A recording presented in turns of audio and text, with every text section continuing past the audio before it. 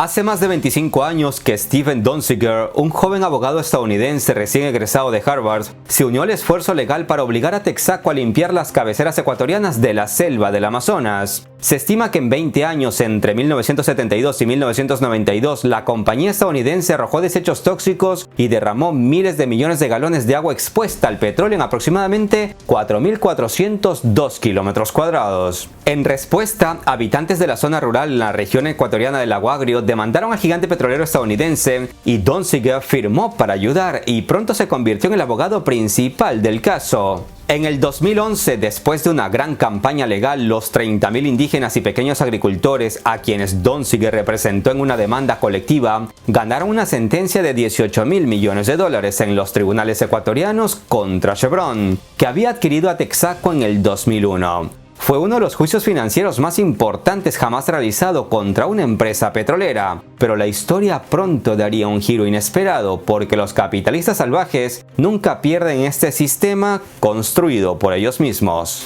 Soy Gabriel Bulgakov y en este video les voy a contar una historia de épica procesal que podemos enmarcar entre un David contra Goliat. Pero a medida que nos adentremos en el caso, terminarán con el pelo como el mío, de tanto llevarse las manos a la cabeza. Les explicaré en qué consistió la demanda, cómo, según la justicia estadounidense y la de La Haya, se obtuvo una sentencia favorable a Chevron, y qué consecuencias padece el joven abogado que lideró el proceso ayudando a los ecuatorianos. Les explicaré en qué consiste la contaminación tanto de la Amazonía ecuatoriana como del proceso realizado en Ecuador. Es un proceso con frentes abiertos, pero como ustedes ya saben, en este canal somos objetivos y todo lo que le vamos a contar es la verdad, solo la verdad y nada más que la verdad.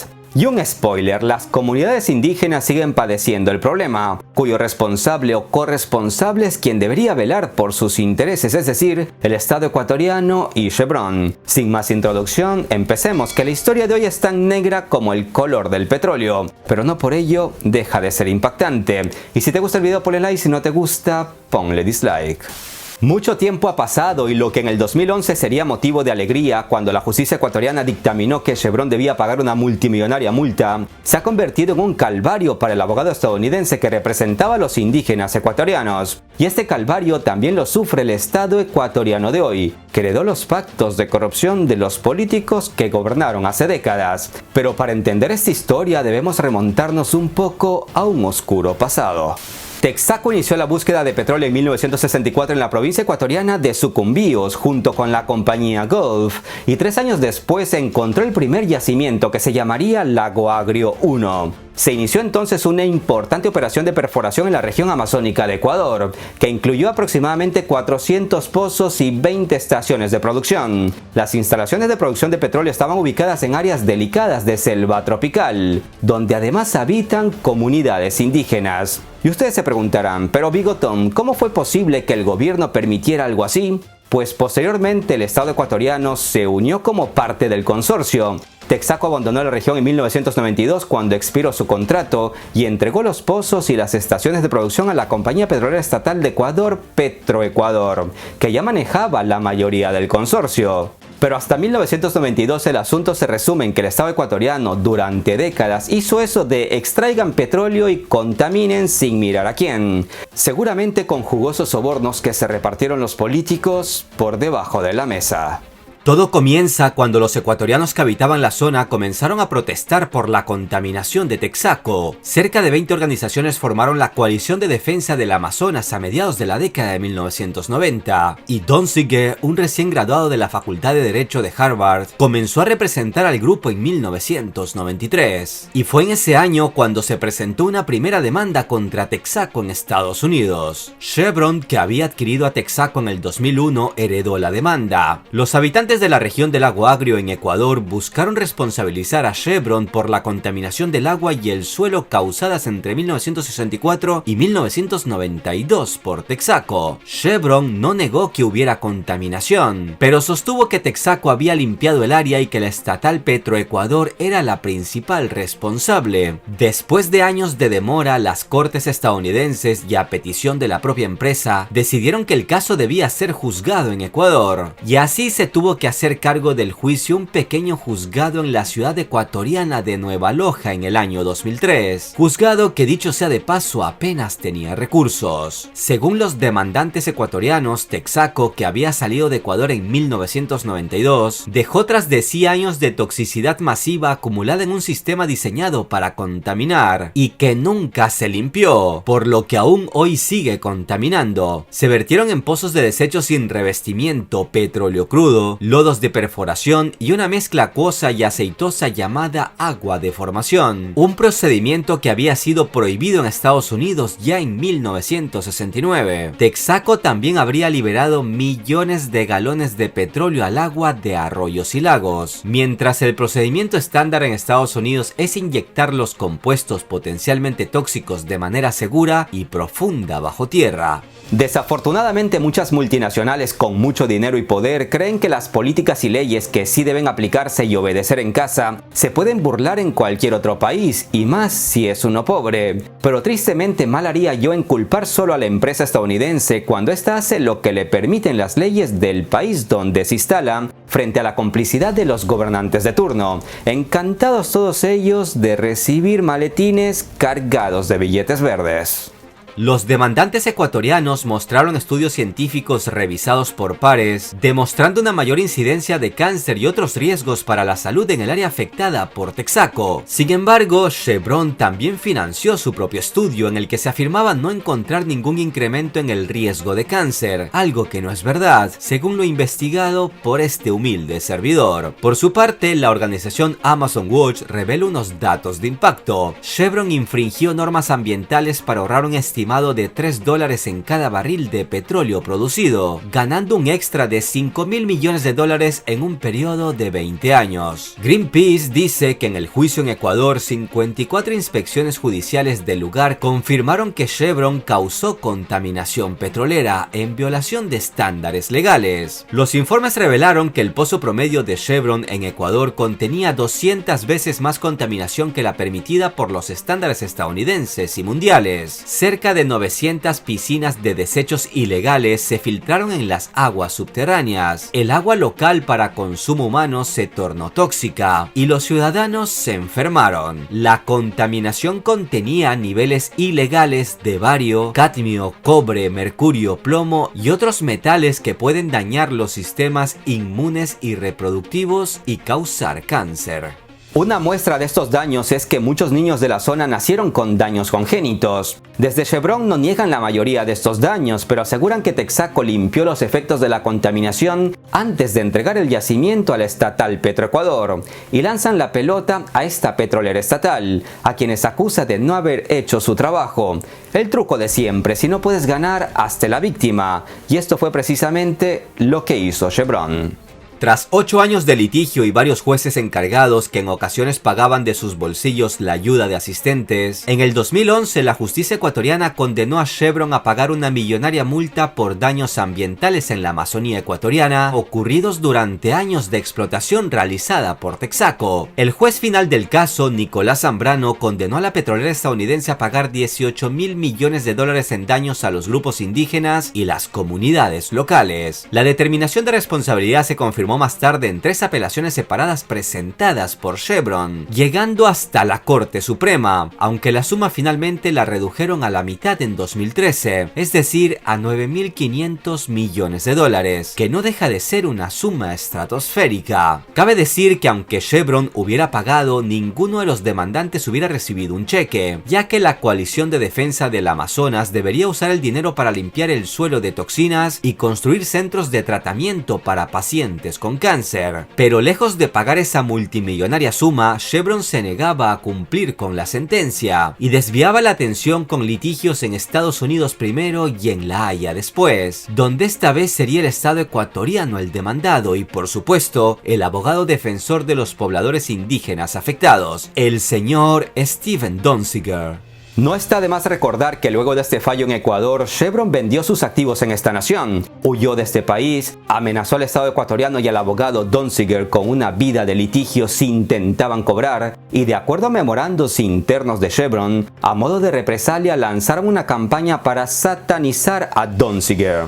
Por las acciones posteriores de Chevron, parecería que también intentaron acabar con su carrera y empobrecerlo. Lo que viene ahora puede ser una triste película de drama y humor negro, donde las peores mañas de las multinacionales saltan a la vista. Chevron se defendió en cada etapa del proceso en Ecuador y durante años nunca cuestionó la legitimidad del proceso. Sin embargo, en el 2010, meses antes de que se dictara sentencia, la multinacional estadounidense cambió de estrategia e inició una contrademanda en un tribunal federal de Nueva York, alegando que el abogado Donziger y sus ayudantes habían cometido sobornos y fraude en Ecuador para ganar el caso. La compañía invocó la ley de chantaje civil, influencia y organizaciones corruptas, conocida como RICO, originalmente diseñada para procesar a la mafia, y presentó un caso civil RICO contra Donziger, alegando que sus acciones habían manchado el veredicto ecuatoriano, el cual, según Chevron, debería ser inaplicable en Estados Unidos. Donziger y los otros acusados ecuatorianos esperaban que estos cargos fueran juzgados ante un jurado,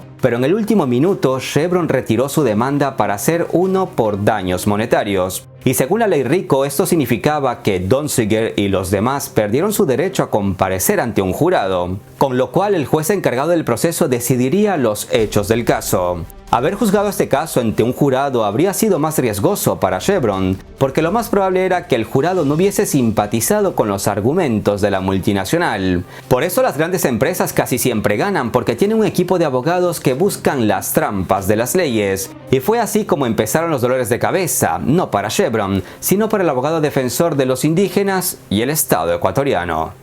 Durante el caso, Chevron afirmó que Donziger y sus clientes habían sobornado al juez de primera instancia en Ecuador. El testigo estrella de Chevron fue Alberto Guerra, un ex juez caído en desgracias que perdió su puesto en la justicia ecuatoriana por acusaciones de corrupción. Y aunque admitió haber recibido cerca de $2 millones en efectivo y otros beneficios por cooperar con Chevron, violando todos los principios legales y éticos, todo lo que dijo en contra del abogado Donziger fue creído por el juez que llevaba el nuevo caso en el país de las libertades. Pese a que nunca se entregaron pruebas que corroboraran la versión del testigo de Chevron, y es más, Guerra hasta admitió haber mentido a Chevron sobre los hechos para obtener una recompensa mayor por su testimonio, es decir, a todas luces todo indicaba que la historia había sido prefabricada para incriminar a Donziger. Pese a todo esto, en el 2014 el juez federal Lewis Kaplan estuvo de acuerdo con Chevron y escribió una sentencia de 485 páginas en la que concluyó que Donziger y su equipo habían corrompido el juicio en el Ecuador. De esta manera se cerraba la puerta al cobro económico de la condena dictada en Ecuador contra Chevron. Cuando Donziger rechazó la orden del juez Kaplan de entregar su teléfono celular y computadora para que Chevron los revisara, citando el privilegio abogado-cliente, el juez lo acusó de desacato criminal. Posteriormente, el abogado Donziger compareció en una corte federal para impugnar los cargos penales y la jueza Loretta Presca afirmó que había riesgo de fuga y ordenó que detuvieran a Donziger en su apartamento a la espera del juicio, siendo la primera vez en la historia de Estados Unidos en que un abogado ha sido detenido antes del juicio por cargos de desacato. El asunto es tan complicado que un artículo en la página web de Greenpeace dice que Donziger es un prisionero político de una corporación privada apoyada por un juez federal dispuesto a cooperar con ellos. El juicio se ha ido aplazando a petición de Donziger y la nueva fecha es el próximo 10 de mayo. El abogado pide ayuda económica para su defensa y dice: como parte de una violenta campaña de represalias, Chevron me ha atacado durante años utilizando al menos 60 bufetes de abogados y 2.000 abogados con el objetivo de bloquear mi defensa, llevar a mi familia a la bancarrota e intimidar a activistas y aliados ambientales. El resultado de este caso es fundamental no solo para mí y mi familia, sino también para la lucha mundial más amplia por la responsabilidad corporativa, la justicia ambiental, los derechos indígenas y la libertad de expresión. En abril del 2020, 29 premios Nobel condenaron el acoso judicial de Chevron e instaron a la liberación del abogado ambientalista. Y en agosto pasado, un grupo de expertos legales anunció la formación de un comité para monitorear el juicio penal por desacato en contra del abogado, citando irregularidades en el proceso judicial. Los críticos han señalado que Kaplan le negó un juicio conjurado y que el juez ecuatoriano Alberto Guerra, testigo estrella de Chevron, admitió haber mentido en el marco del proceso. La campaña de acoso judicial y empresarial que se está librando contra Steven Donziger es escalofriante en alcance e intensidad, dijo Jean Meador, presidenta de la Asociación Internacional de Abogados Demócratas. Todo parece indicar que este frente seguirá abierto y ya veremos en qué termina. En toda esta historia hay otra demanda que hemos pasado por alto al ser complicado contarla de forma cronológica. En septiembre del 2009, Chevron, viendo que iba perdiendo contra Ecuador, presentó una demanda ante el Tribunal de La Haya, y en el 2012, tras conocerse la multa de $18.000 millones que luego fue reducida a la mitad, Chevron amplió la demanda contra Ecuador. La empresa estadounidense considera que el Estado ecuatoriano no cumplió con los acuerdos firmados en la década de 1990 y que Texaco sí cumplió con su parte al remediar un tercio de las piscinas construidas para los desechos de la explotación petrolera. Según el acuerdo, las piscinas de petróleo que aún quedan en la provincia de Sucumbíos y que son más de 260, son realmente responsabilidad del estatal Petroecuador, ya que el Estado ecuatoriano tenía al momento de terminar el contrato petrolero el paquete mayoritario del consorcio. Entonces, ¿a quién le creemos?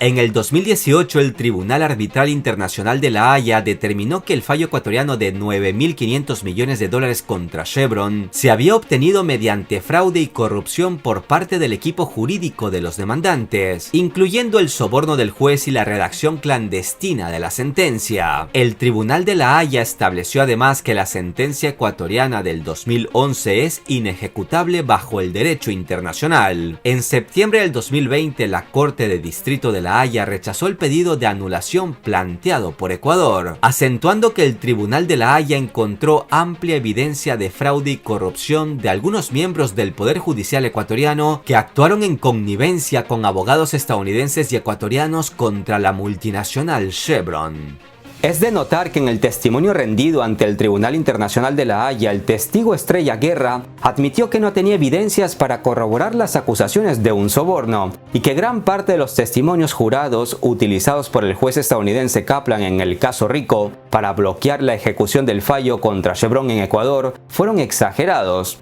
y en otros casos simplemente no eran ciertos estos testimonios. En pocas palabras, reconoció haber cometido perjurio, cosa que en Estados Unidos muchas veces es peor que cometer determinados crímenes.